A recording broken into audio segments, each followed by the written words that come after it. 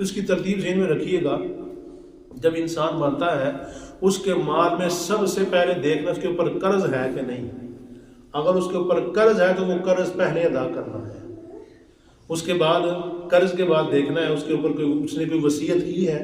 اگر وہ وصیت اس کے 3 حصے یعنی سارے مال کے 3 حصے کیے جائیں، اگر اس کی جو وصیت ہے وہ 3 حصے تیسرے حصے سے کم ہے، دیکھیے حالانکہ ترتیب یہ ہونی چاہیے تھی پہلے قرض ادا کرنا اس کے بعد وصیت ادا کرنی ہے، لیکن رب العالمین نے پہلے وصیت کہا اس کے بعد قرض کہا ہے۔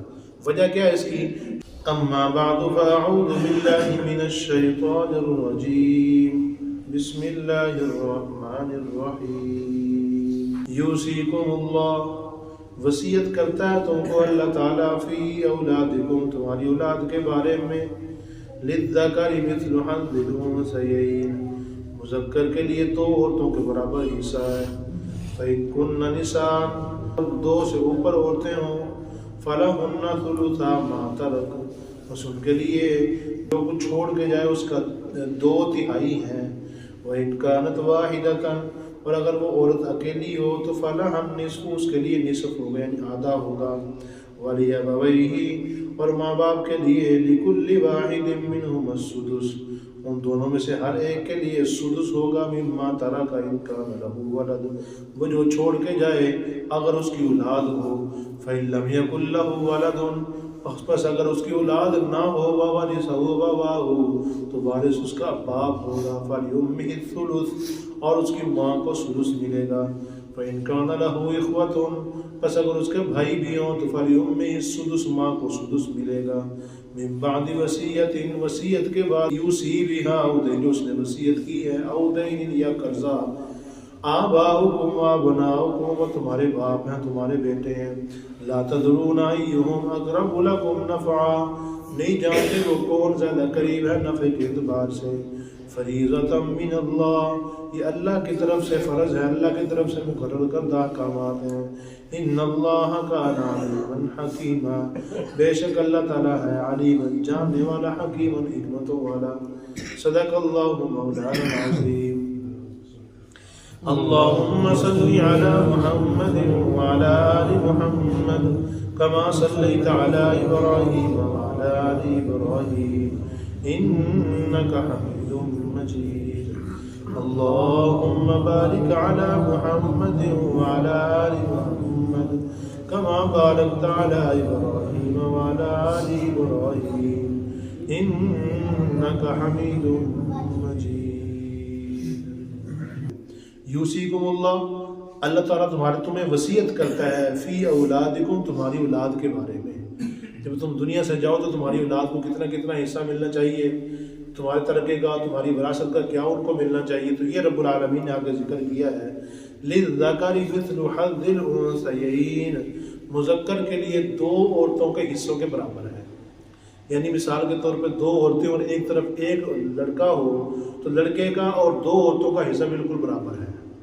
آگے فرمایا فَإِن كُنَّ نِسَاءً، پس اگر صرف عورتیں ہی عورتیں ہیں، مذکر ساتھ نہیں ہے، تو پھر کیا ہوگا؟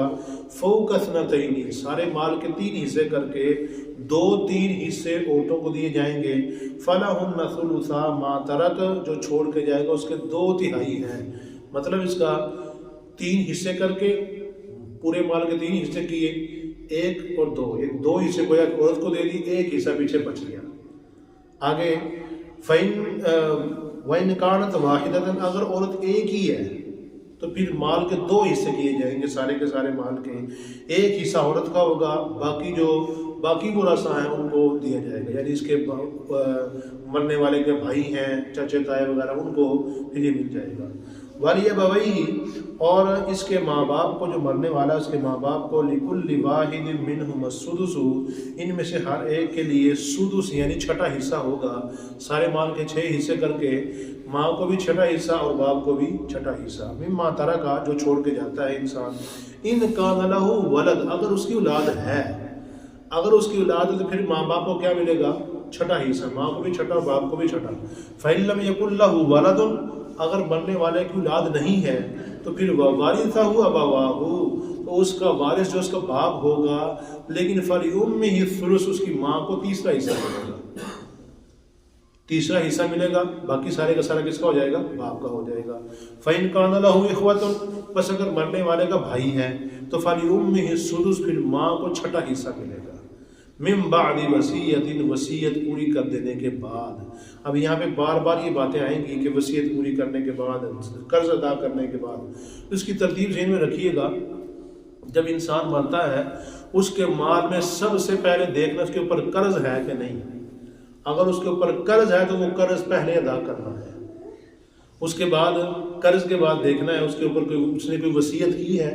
अगर वो वसीयत उसके 3 हिस्से, यानी सारे माल के 3 हिस्से किए जाएं, अगर उसकी जो वसीयत है वो 3 हिस्से, तीसरे हिस्से से कम है, वो क्या है?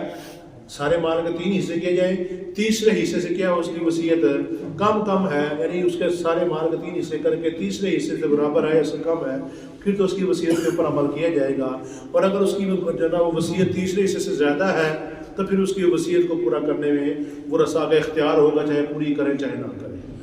फ़ाइन का और आगे उसके बाद उसका दैन यानी कर्ज, देखिए हालांकि तरतीब ये होनी चाहिए थी, पहले कर्ज अदा करना उसके बाद वसीयत अदा करनी है, लेकिन रब्बुल आलमीन ने पहले वसीयत कहा उसके बाद कर्ज कहा है। वजह क्या है इसकी? क्योंकि अक्सर लोग वसीयत का ख्याल करते ही नहीं है। मरने वाला क्या कह रहा है क्या नहीं कह रहा उसका ध्यान करते ही नहीं है, तो अल्लाह पाक ने पहले उसका जिक्र किया कि उसकी वसीयत का भी ख्याल रखना है। जो वो कह के जा रहा है, उसका माल था, दुनिया में उसने इस्तेमाल किया, मेहनत की, उसके लिए कोशिश करता रहा, उसकी वसीयत का भी ख्याल रखना है। और दूसरी बात एक यहाँ से और भी समझ आती है कि उसके ऊपर जो कर्ज है, और कर्ज अब 2 किस्म का होता है, एक है बंदों का कर्ज, एक है अल्लाह का कर्ज। अगर उसके ऊपर हज फर्ज था, ये ज़कात फर्ज थी उसके ऊपर, लेकिन उसने अदा नहीं की है, पता है वरसा को इसने ना हज अदा की, उसके ऊपर हज फर्ज था, या इसने ज़कात अदा नहीं की, इसके ऊपर ज़कात फर्ज थी। अब क्या कीजिए, पहले उसकी ज़कात निकाली जाए या उसकी तरफ से किसी को हज करवाया जाए ताकि उसके ऊपर से वो ख़त्म हो जाए मामला। आगे फरमाया आबाउकुम अबनाउकुम, बाज़ दफ़ा इंसान सोचता है कि मेरी औलाद मेरे ज़्यादा करीब है, ज़्यादा ख्याल रखने वाली है, और बाज़ दफ़ा इंसान सोचता है कि नहीं मेरी माँ बाप मेरा ज़्यादा ख्याल रखते हैं। अल्लाह ने फरमाया तुम्हें नहीं पता, किसको पता है? अल्लाह को पता है। अल्लाह ने तुम्हारे हिस्से मुकर्रर कर दिए हैं, इन हिस्सों के मुताबिक ही तुमने तकसीम करना है। ला तदरुन अय्युहुम अक़रबु लकुम नफ़अ, तुम्हें नहीं पता है, तुम्हें नहीं मालूम है कि तुम्हें तुम्हारे नज़दीक नफ़े के एतबार से ज़्यादा करीब कौन है। फ़रीज़तम मिनल्लाह, ये अल्लाह की तरफ से मुकर्रर करदा हिस्से हैं, अल्लाह ने मुकर्रर कर दिए, इन्हीं के मुताबिक तकसीम करना है। इन्नल्लाह कान अलीमन हकीमा, बेशक अल्लाह ताला जानने वाले भी हैं, हिकमत वाले भी हैं। जो रब्बुल आलमीन ने हिस्से मुकर्रर किए हैं बेहतरीन है, इन्हीं के मुताबिक तकसीम करना चाहिए। आगे मज़ीद हिस्से हैं, वलकुम निस्फ़ु मा तरक अज़वाजुकुम, तुम्हारी बीवियाँ अगर कोई माल छोड़ के जा रही हैं तो फिर तुम्हारे लिए आधा होगा, किस वक़्त? इल्लम यकुल लहुन्ना वलद, अगर उनकी औलाद नहीं है तो। अगर बीवी की औलाद नहीं है तो फिर खामद को कितना मिलेगा? आधा मिलेगा। फ़इन कान लहुन्ना वलद, अगर उसकी औलाद है तो फिर फलकुमुर रुबु, तुम्हें चौथा हिस्सा मिलेगा। पहले था औलाद नहीं है तो फिर दूसरा हिस्सा मिलेगा, अगर औलाद है तो फिर चौथा हिस्सा मिलेगा। मिम्मा तरकना मिन बादी वसीयतिन यूसीना बिहा, फिर वही बात आ गई है जो वो छोड़ के जा रही है, पहले वसीयत उसके बाद दैन, यानी उसका कर्जा अदा करना है। तरतीब यही है, पहले कर्जा अदा करना उसके बाद उसकी वसीयत को पूरा करना है। वलहुन्ना रुबु, और उनके लिए यानी औरतों के लिए खामद फौत हो गया तो औरतों को कितना हिस्सा मिलना चाहिए? अल्लाह ने फरमाया वलहुन्ना रुबु, उन औरतों के लिए चौथा हिस्सा है। मिम्मा तरकतुम, जो तुम छोड़ के जाओ, इल्लम यकुल लकुम वलद, अगर तुम्हारी औलाद नहीं है तो फिर क्या उनको चौथा हिस्सा मिलेगा। फ़इन कान लकुम वलदुन, अगर तुम्हारे लिए औलाद है तो फिर फलहुन्ना सुमुन, औरतों को ये 8वां हिस्सा मिलेगा। अगर औलाद नहीं है तो फिर चौथा हिस्सा, अगर औलाद है तो फिर 8वां हिस्सा मिलेगा। मिम्मा तरकतुम मिन बादी वसीयतिन, उसमें जो तुम छोड़ के जाओ वसीयत पूरी करने के बाद, तूसून बिहा, जो तुमने वसीयत की हुई या फिर उसके ऊपर कर्जा हो, यानी उसकी वसीयत पूरी करनी है, उसका कर्जा भी अदा करना, उसके बाद फिर माल को तकसीम करना है। पहले तकसीम करके नहीं बैठ जाना, बल्कि क्या पहले उसकी वसीयत को पूरा करना है और उसके कर्जे वगैरह को अदा करना है। उसके ऊपर अगर उसके तजहीज़ तकफीन के ऊपर खर्च होता है, कफन वगैरह के ऊपर, वो खर्च करना है। उसके बाद उसके माल को तकसीम करना है आपस में। ये ना पहले तकसीम कर ली जाए, बल्कि पहले उसकी कर्ज अदा करना है, फिर उसकी वसीयत को पूरा करना है, उसके तजहीज़ तकफीन के खर्चे को भी पूरा करना है। یعنی پیچھے آج ہمیں یہ بات سمجھ آئی ہے کہ رب العالمین نے جو حصے وہ مقرر کر دیے ہیں انہی حصوں کے مطابق تقسیم کرنا چاہیے۔ رب العالمین نے فرمایا تمہیں نہیں پتہ ہے کون زیادہ تمہارے قریب ہے نفع کے اعتبار سے، کون دور ہے نفع کے اعتبار سے۔ جو رب العالمین نے احکامات بیان کر دیے ہیں انہی کے مطابق زندگی گزارو گے تو کامیابی ہے، اگر ان سے ہٹ کے گزارنے کی کوشش کرو گے تو کامیابی نہیں ہو سکتی ہے۔ اللہ پاک صلی اللہ علیہ وسلم